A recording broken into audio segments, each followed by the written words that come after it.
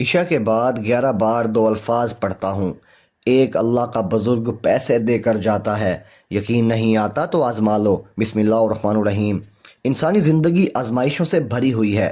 کبھی رزق کی تنگی انسان کو پریشان کر دیتی ہے، کبھی قرض کا بوجھ دل کو بے چین رکھتا ہے، کبھی گھریلو مسائل سکون چھین لیتے ہیں، اور کبھی انسان بظاہر سب کچھ ہونے کے باوجود اندر سے خالی اور بے سکون محسوس کرتا ہے۔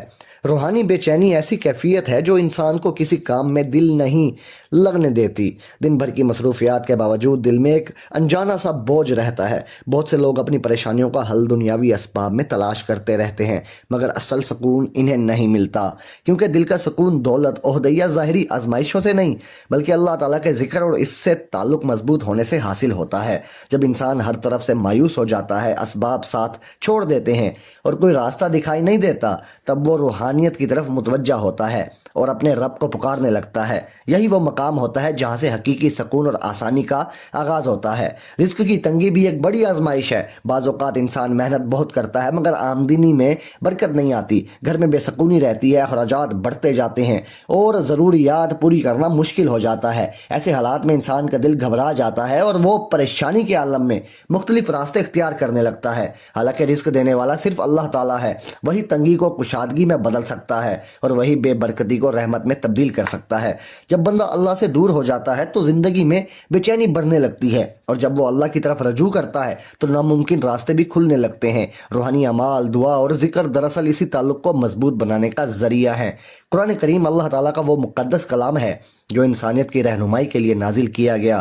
یہ کتاب صرف تلاوت کے لیے نہیں بلکہ زندگی گزارنے کا مکمل ضابطۂ حیات ہے۔ قرآن دلوں کے اندھیروں کو روشنی دیتا ہے، مایوسی کو امید میں بدلتا ہے اور پریشان حال انسان کو سکون عطا کرتا ہے۔ اس میں شفا بھی ہے، رحمت بھی ہے، ہدایت بھی ہے۔ اللہ تعالیٰ نے قرآن کو مومنوں کے لیے نصیحت اور دلوں کی بیماریوں کا علاج قرار دیا ہے۔ جب انسان اخلاص کے ساتھ قرآن کی تلاوت کرتا ہے تو اس کے دل پر سکون کی کیفیت نازل ہوتی ہے اور وہ اپنے رب کے قریب محسوس کرتا ہے۔ قرآن کی آیات میں ایسی روحانی تاثیر ہے جو انسان کی سوچ، مزاج اور حالات پر مثبت اثر ڈالتی ہے۔ قرآن مجید کی سب سے عظیم اور بابرکت صورتوں میں سے ایک سورہ الفاتحہ ہے۔ اسے ام القرآن کہا جاتا ہے کیونکہ یہ پورے قرآن کا خلاصہ اپنے اندر سموئے ہوئے ہے۔ نماز کی ہر رکعت میں اس کا پڑھنا فرض قرار دیا گیا ہے، جو اس کی عظمت اور اہمیت کو ظاہر کرتا ہے۔ یہ سورہ مکی ہے اور اسلام کے ابتدائی دور میں نازل ہوئی۔ اس میں بندے اور رب کے درمیان تعلق، اللہ کی حمد و ثنا، اس کی رحمت، اس کی ربوبیت اور اس سے ہدایت مانگنے کا جامع طریقہ بیان کیا گیا ہے۔ سورہ فاتحہ کا آغاز اللہ تعالیٰ کی حمد سے ہوتا ہے، جو ہمیں سکھاتا ہے کہ ہر نعمت کا اصل مالک اللہ ہے اور تعریف کا مستحق بھی وہی ہے۔ اس میں اللہ کی رحمت کا ذکر انسان کے دل میں امید پیدا کرتا ہے کہ اللہ اپنے بندوں پر بے حد مہربان ہے۔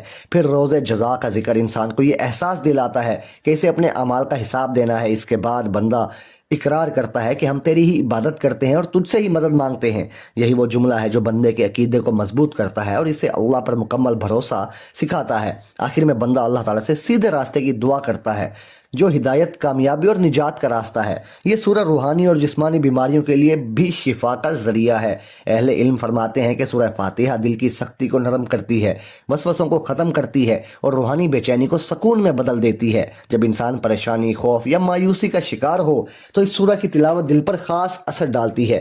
یہ انسان کے اندر امید پیدا کرتی ہے اور اسے اللہ کی رحمت پر یقین دلاتی ہے۔ روحانی امراض جیسے حسد، کینہ، بے سکونی اور منفی خیالات بھی اللہ کے کلام کی برکت سے کم ہونے لگتے ہیں۔ جسمانی بیماریوں میں بھی اس سورہ کی تاثیر احادیث سے ثابت ہے۔ صحابہ کرام قرآن کی آیات کے ذریعے دم کیا کرتے تھے۔ ایک مشہور واقعہ جس میں چند صحابہ ایک قبیلے کے پاس سے گزرے تو وہاں کے سردار کو زہریلے کیڑے نے کاٹ لیا تھا۔ بہت علاج کے باوجود افاقہ نہ ہوا۔ ایک صحابی نے سورہ فاتحہ پڑھ کر اس پر دم کیا تو اللہ کے حکم سے وہ فوراً صحت یاب ہو گیا۔ جب یہ واقعہ رسول اللہ صلی اللہ علیہ وسلم کے سامنے بیان کیا گیا تو آپ صلی اللہ علیہ وسلم نے اس عمل کو پسند فرمایا۔ اس واقعے سے معلوم ہوتا ہے کہ سورہ فاتحہ میں اللہ تعالیٰ نے شفا کی تاثیر رکھی ہے۔ صحابہ کرام قرآن کریم سے گہرا تعلق رکھتے تھے اور ہر معاملے میں اللہ کے کلام سے رہنمائی لیتے تھے۔ وہ جانتے تھے کہ اصل طاقت دنیاوی اسباب میں نہیں بلکہ اللہ کی مدد میں ہے۔ اسی لیے بیماری ہو، پریشانی ہو یا کسی بھی بھی قسم کی مصیبت ہو قرآن کی تلاوت اور دعا کا اہتمام کرتے تھے۔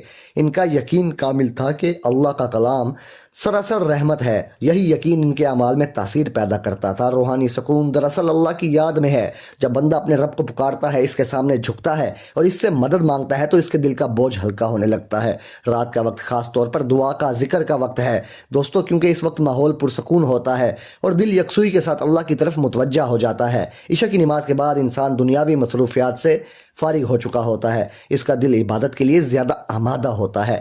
یہی وجہ ہے کہ بزرگان دین نے رات کے اذکار کو خاص اہمیت دی ہے۔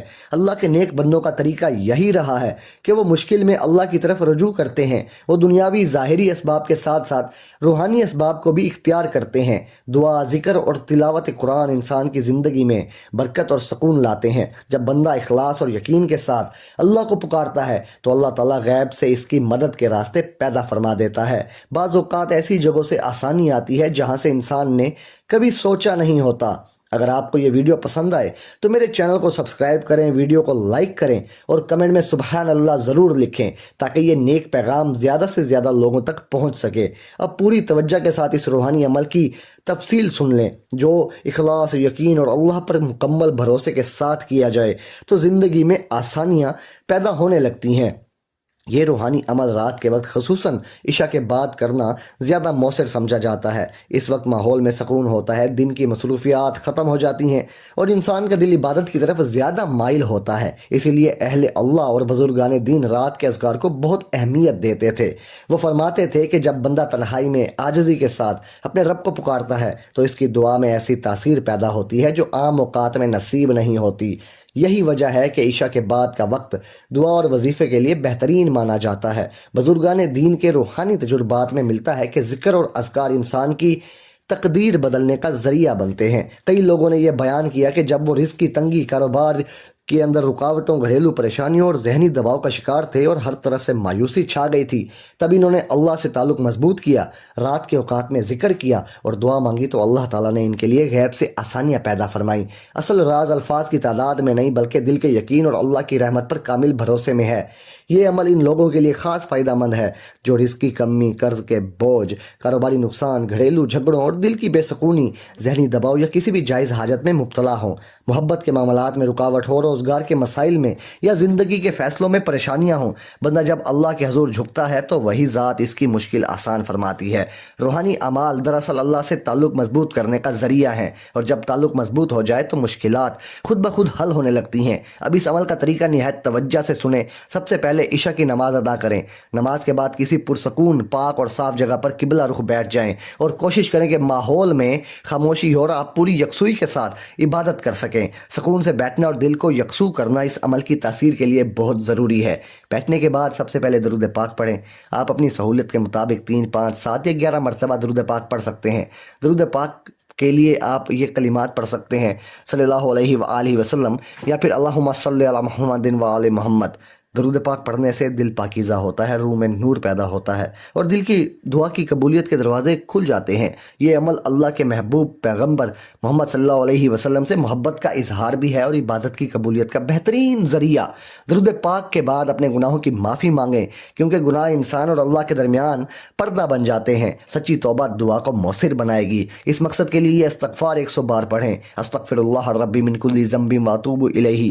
دیکھیں، استغفار کرتے وقت اپنے گناہوں کو یاد کریں، اللہ کے سامنے عاجزی اختیار کریں، دل میں ندامت پیدا کریں اور سچے دل سے معافی مانگیں۔ جب بندہ سچی توبہ کرتا ہے تو اس کے دل کا بوجھ ہلکا ہونے لگتا ہے، بے چینی کم ہو جاتی ہے اور روح کو سکون ملتا ہے۔ جب آپ محسوس کریں کہ دل ہلکا ہو گیا ہے اور اللہ سے معافی مانگنے میں دل کو اطمینان حاصل ہو چکا ہے تو پھر اگلا مرحلہ ادا کریں۔ اب پڑھیں اعوذ باللہ من الشیطان الرجیم، بسم اللہ الرحمن الرحیم۔